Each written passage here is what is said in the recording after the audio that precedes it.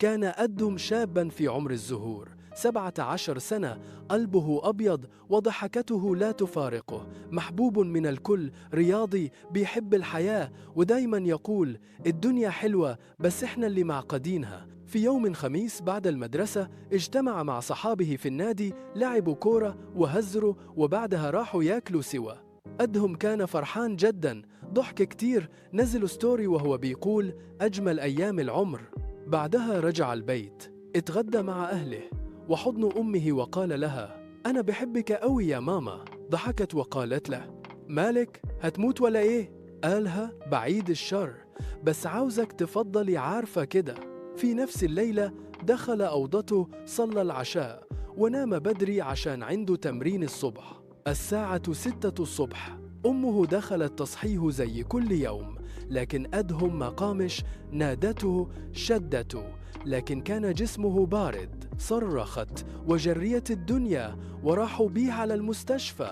الطبيب قال الكلمة اللي كسرت قلبهم: الولد مات في نومه، سكتة قلبية مفاجئة. كل الناس انهارت، صحابه ما صدقوش، والدته ما كانش بيتكلم، أبوه كان واقف مش فاهم، شاب رياضي ما بيشتكيش، ما فيهوش حاجة، ويموت كده؟ بعد التحاليل عرفوا إن عنده مشكلة خلقية في القلب ما كانتش باينة وبتزيد مع الضغط والتمرين.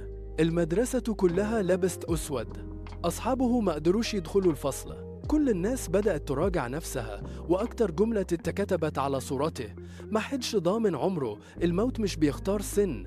أصحابه بدأوا ينشروا توعية عن الفحوصات الدورية والاهتمام بالصحة، وإن الضحكة مش دايما معناها إن الشخص بخير. أمه فتحت صفحة على السوشيال ميديا باسم نبض أدهم علشان توعي الناس بخطورة أمراض القلب عند الشباب، وقد إيه الكشف المبكر ممكن ينقذ روح.